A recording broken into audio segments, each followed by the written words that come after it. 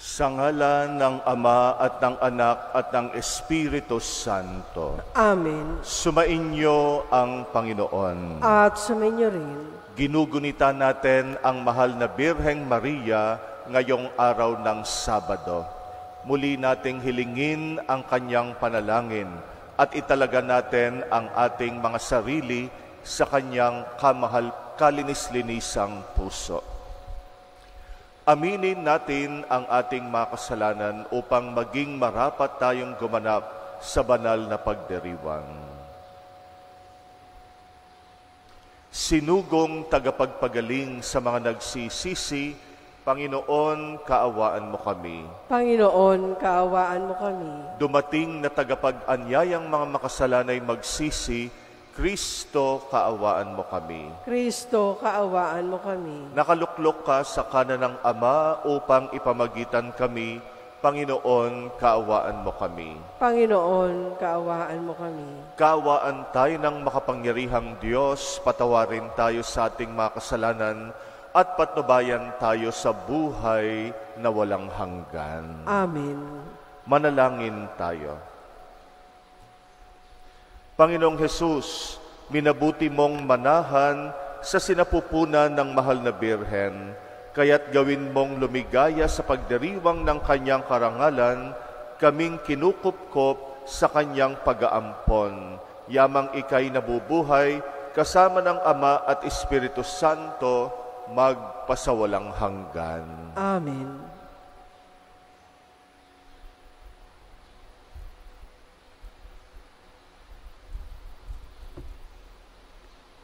Pagbasa mula sa sulat ni Apostol San Pablo sa mga taga-Kolosas. Mga kapatid, dati kayo'y malayo sa Diyos at naging kaaway niya dahil sa inyong kasamaan. Ngunit dahil sa kamatayan ni Kristo, ginawa niya kayong mga kaibigan upang makaharap sa Kanya ng walang kapintasan, banal at walang batik. Subalit, kailangan kayong manatiling tapat at matatag sa inyong pananampalataya at huwag bayaang mawala ang pag-asang dulot ng mabuting balita na inyong narinig. Niloob ng Diyos na akong si Pablo ay maging tagapangaral ng mabuting balitang ito na ipinahayag sa lahat ng tao. Ang salita ng Diyos. Salamat sa Diyos. Ang Diyos ang siyang tumutulong at sa akin nagtatanggol. Ang Diyos ang siyang tumutulong at sa akin nagtatanggol. Makapangyarihang Diyos, ako ay iligtas. Ipagsanggalang mo niyong iyong lakas. Dinggin mo, O Diyos, itong iyong anak. Sa aking dalangin, ngayoy binibigkas. Ang Diyos ang siyang tumutulong at sa akin nagtatanggol. Batid kong ang Diyos ang aking katulong. Tagapagsanggalang ko ang Panginoon. Buong galak naman akong maghahandog ng pasasalamat sa Panginoong Diyos, dahilan sa Kanyang mabuting kaloob. Ang Diyos ang siyang tumutulong at sa akin nagtatanggol.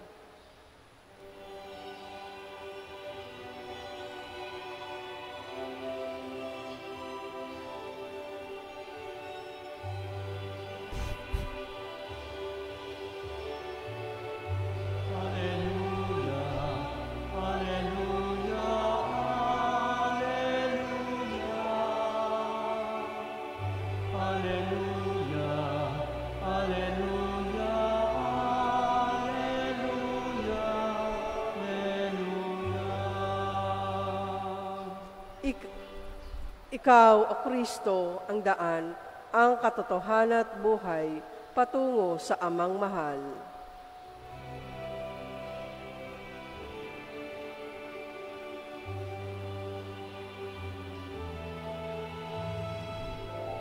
Alleluia, Alleluia,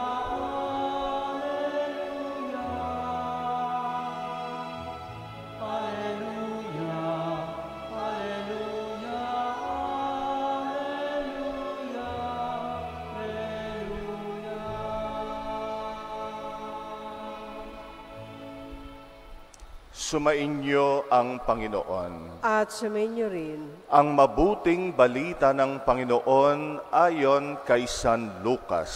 Papuri sa iyo, Panginoon.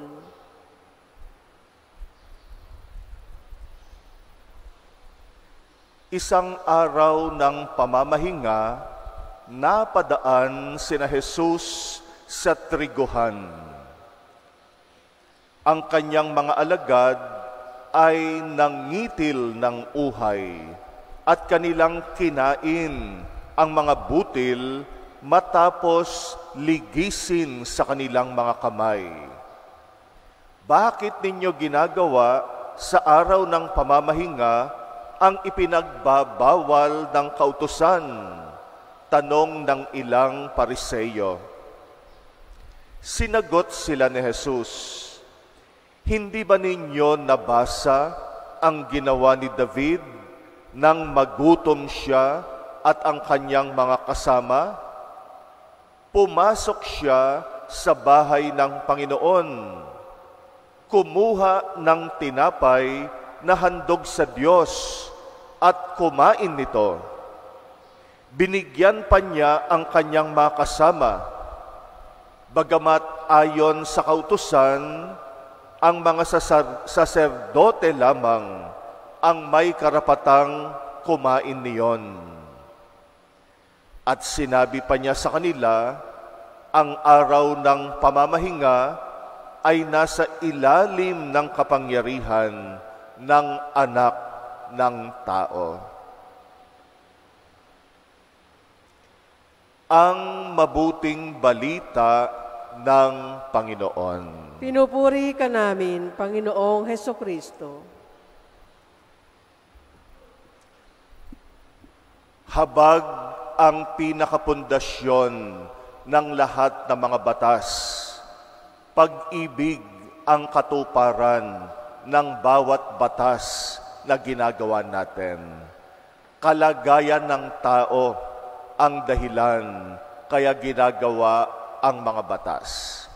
Ito ang paalala sa atin ng ating ebanghelyo ngayon, kung saan ay nagreklamo ang ilang mga Pariseyo dahil namitas ng trigo ang mga alagad ng ating Panginoon at mismong si Jesus. At sila ay kumain.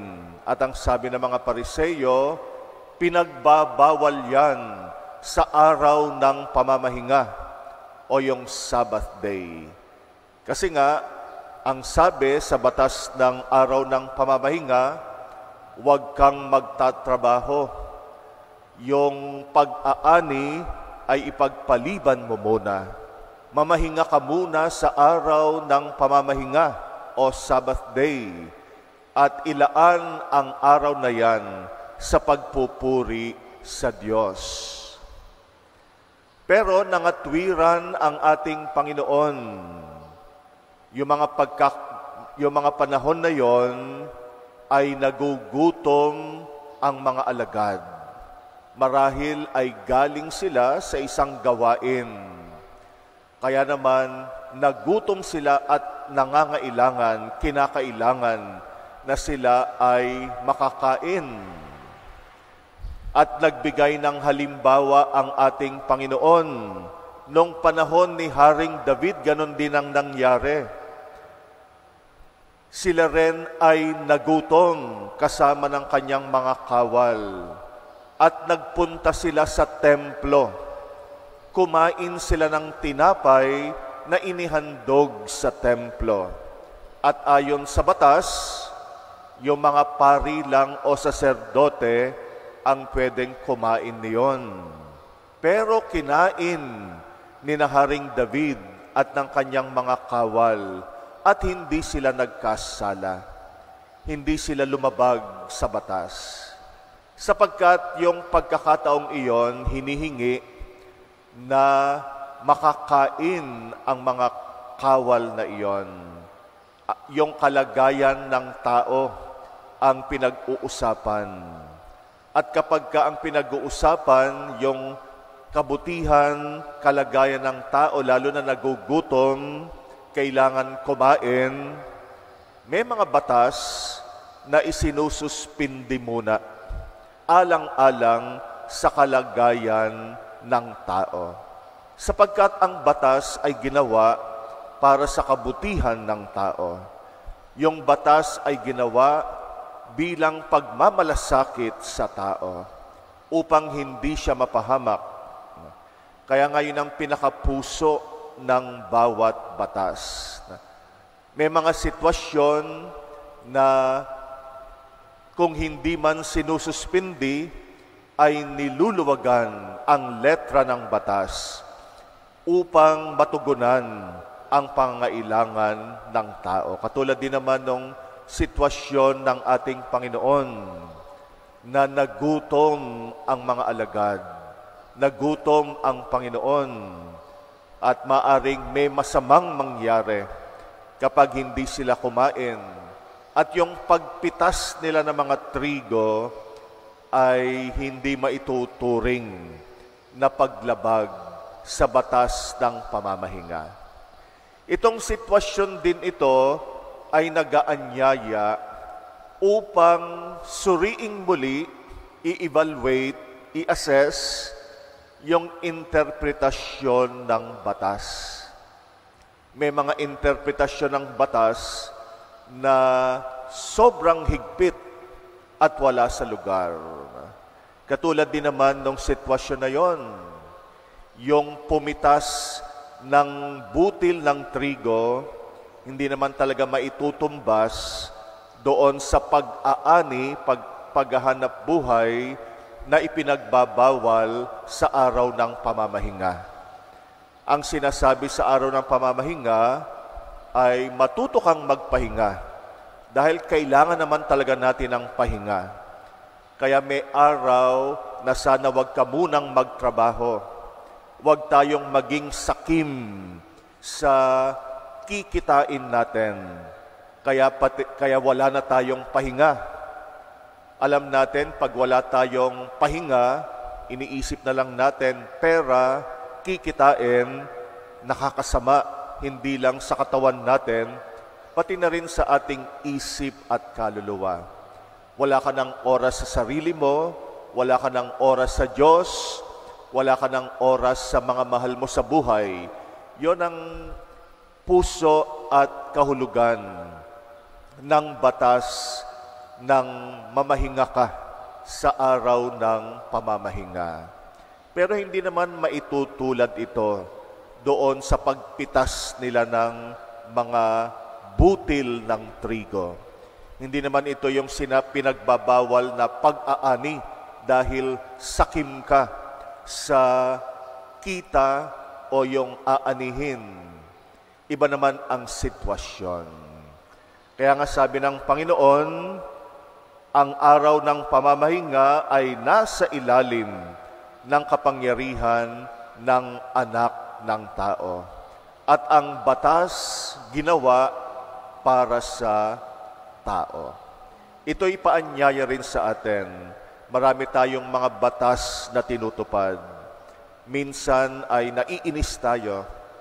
Bakit may mga regulasyon, may mga batas, parang kinikitil yung ating kalayaan. Pero tandaan natin, kaya natin tinutupad ang batas ay para sa kapakanan ng lahat. Pag-ibig ang dapat umiiral sa puso natin. Malasakit para sa nakararami ang diwa ng batas. Kaya nga bawat batas ay pinoproteksyonan nito yung kalagayan ng tao. At may mga pagkakataon nga na maaring sa pagkakataong ito ay luwagan o isuspindi ang partikular na letra ng batas alang-alang sa kapakanan ng tao. Kaya nga habag, pag-ibig, pagmamalasakit, yan ang diwa ng bawat batas na tinutupad natin. Tuparin natin ang mga batas at sa pagtupad natin ng mga batas, lalong lumalim, lumago ang ating habag, pagmamalasakit at pag-ibig sa isa't isa.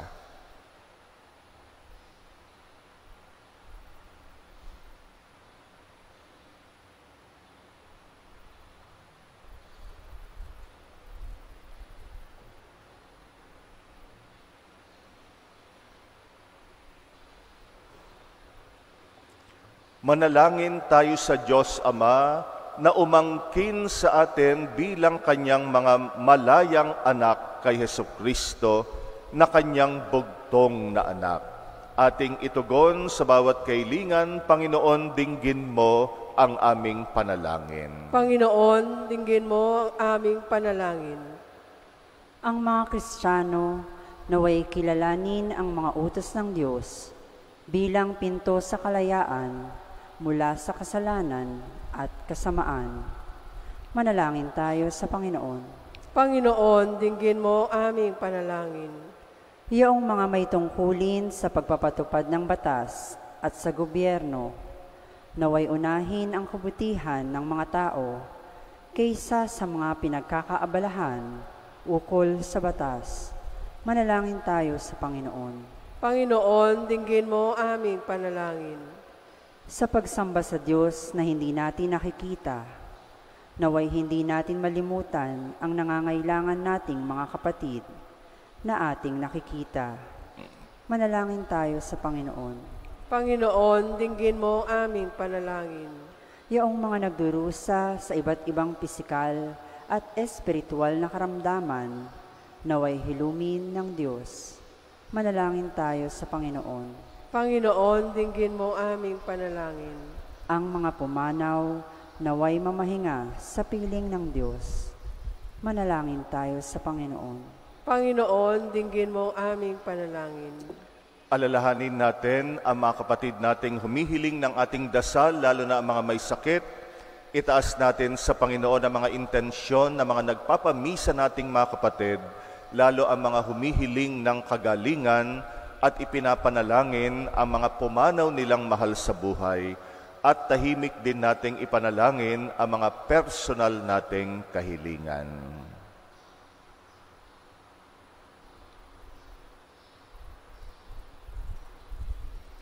Panginoong Diyos, ang bawat batas mo nawa ay maging paanyaya sa amin upang mahalin at paglingkuran ang aming mga kapatid.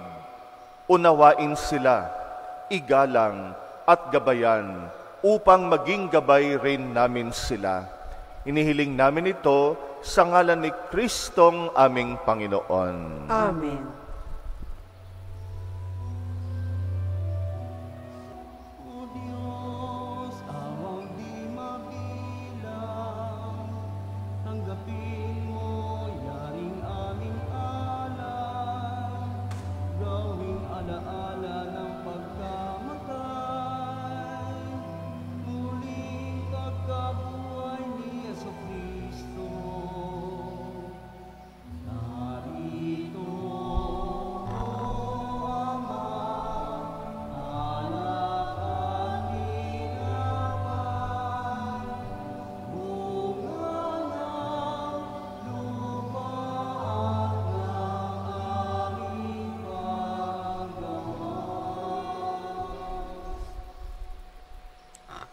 Manalangin kayo mga kapatid upang ang paghahain natin kalugdan ng Diyos amang makapangyarihan. Tanggapin nawa ng Panginoon itong paghahain sa iyong mga kamay, sa kapurihan niya at karangalan, sa ating kapakinabangan at sa buong sambayanan niyang banal. Ama naming lumikha, inaalay namin sa iyo ang mga handog na ito bilang pagtanaw ng utang na loob ngayong aming ipinagdiriwang ang paggunita sa ina ng iyong anak. Marapatin mong maganap ang pagpapalitan ng iyong kaloob at aming handog upang makapakinabang kami sa iyong ibayong pagtubos. Sa pamagitan ni Jesucristo kasama ng Espiritu Santo, magpasawalang hanggan. Amen. Sumainyo ang Panginoon. At sumainyo rin. Itaas sa Diyos ang inyong puso at diwa. Itinaasa namin sa Panginoon. Pasalamatan natin ang Panginoong ating Diyos. Marapat na siya ay pasalamatan. Ama naming makapangyarihan, tunay ngang marapat na ikay aming pasalamatan, bukod mong pinagpalang maging ina ni Jesucristong mahal na birheng nagpupurit, nagagalak sa iyo. Ikaw ang gumawa ng tanang dakilang bagay, ikaw ang lumilingap sa lahat kailanman. Nilingap mo ang mahal na birhen bilang iyong abang alipin na iyong binigyan ng tungkuling kumalinga sa anak mong manunubos namin. Kaya kaisa ng mga anghel na nagsisiawit ng papuri sa iyo, nang walang humpay sa kalangitan, kami nagbubunyi sa iyong kadakilaan.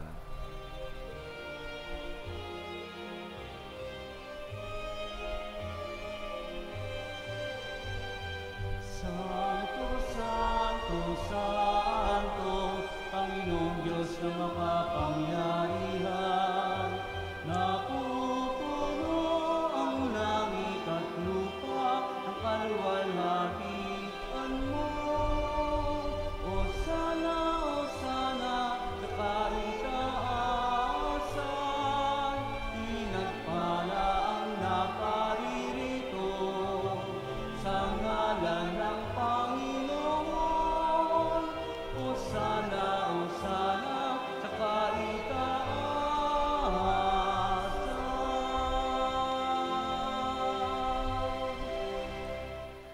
Ama naming banal, ikaw ang bukal ng tanang kabanalan, kaya't sa pamagitan ng iyong Espiritu, gawin mong banal ang mga kaloob na ito pang para sa amin maging katawan at dugo ng aming Panginoong Jesucristo. Bago niya pinagtiis ang kusang loob na maging handog, ginawa kanyang tinapay, pinasalamatan kanya, pinagati-hati niya yon, iniabot sa kanyang mga alagad at sinabi, tanggapin ninyong lahat ito at kanin, ito ang aking katawan na ihahandog para sa inyo.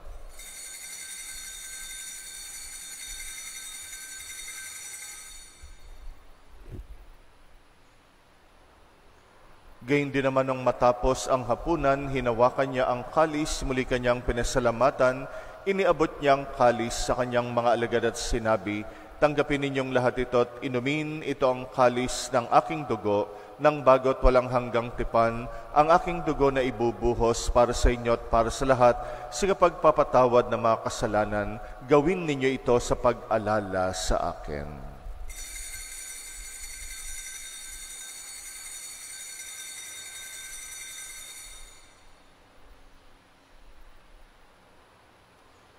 Ang misteryo ng pananampalataya.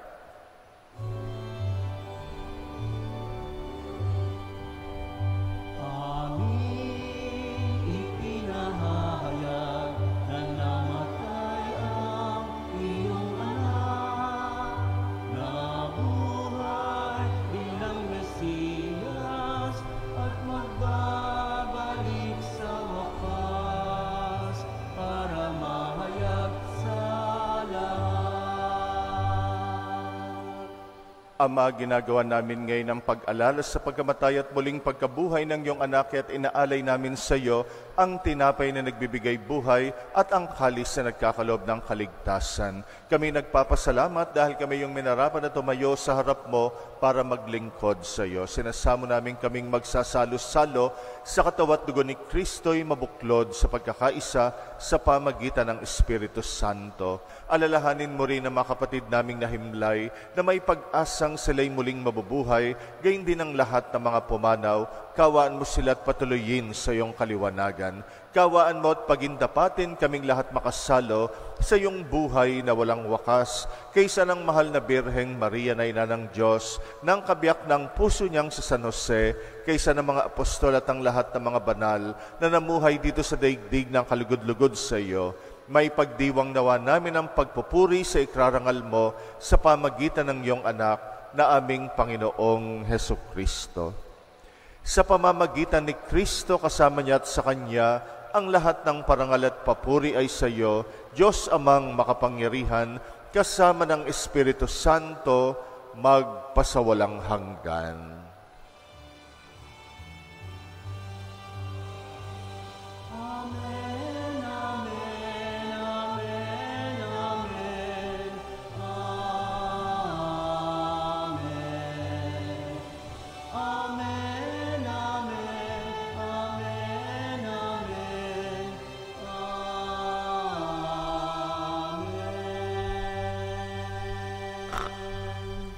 Sa tagubili ng mga nakagagaling na utos at turo ni Jesus na Panginoon natin at Diyos, ipahayag natin ang lakas loob.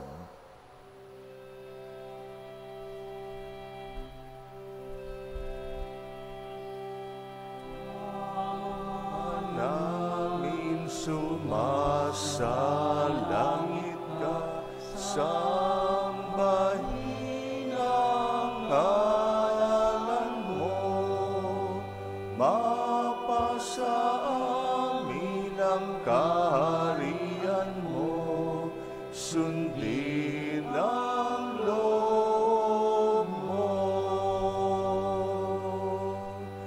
Dito sa lupa para lang sa langit,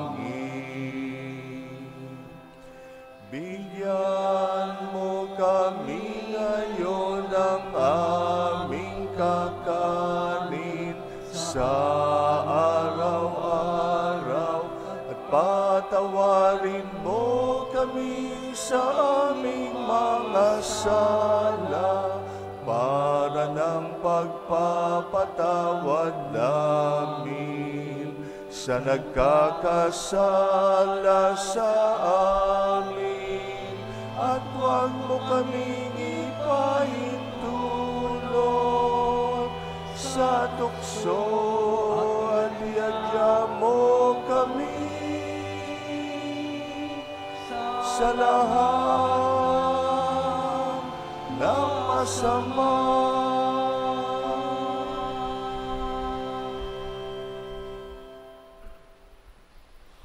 Hinihiling namin kami yadya sa lahat ng masama, pagkalooban ng kapayapaan araw-araw, iligtas sa kasalanan, ilayo sa lahat ng kapahamakan, samantalang aming pinananabikan ang dakilang araw ng pagpapahayag ng tagapagligtas naming si Jesucristo. Sapagkat iyong kaharian at ang kapangyarihan at ang kapurihan magpakailanman. Amen. Panginoong Jesucristo, sinabi mo sa iyong mga apostol, kapayapaan ang iniiwan ko sa inyo, ang aking kapayapaan ang binibigay ko sa inyo.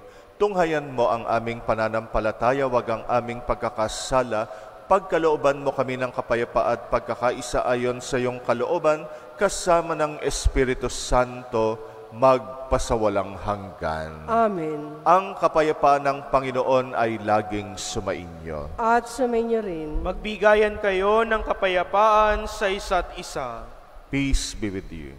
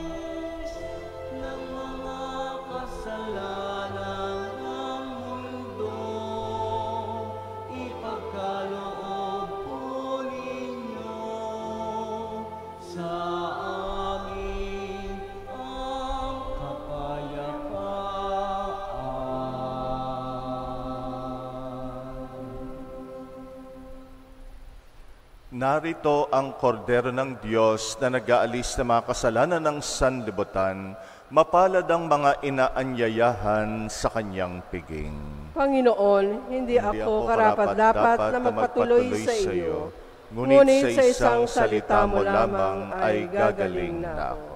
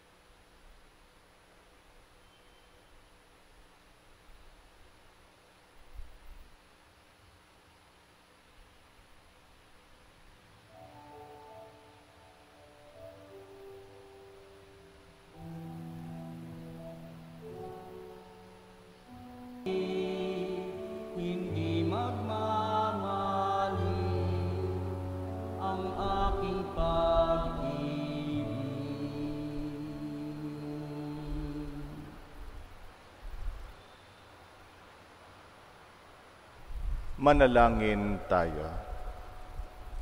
Ama naming mapagmahal, kaming nagsalo-salo sa banal na paikinabang, ay nakikiusap na pakundangan sa pagunita namin sa mahal na Birheng Maria, marapatin mong kami makadulog sa iyong piging sa kalangitan, sa pamagitan ng Jesucristo kasama ng Espiritu Santo, magpasawalang hanggan. Amen. Sumainyo ang Panginoon. At sumainyo rin. At pagpalain kayo ng makapangyarihang Diyos, Ama at Anak at Espiritu Santo. Amen. Tapos na ang misa, humayo kayo sa kapayapaan ni Kristo. Salamat sa Diyos.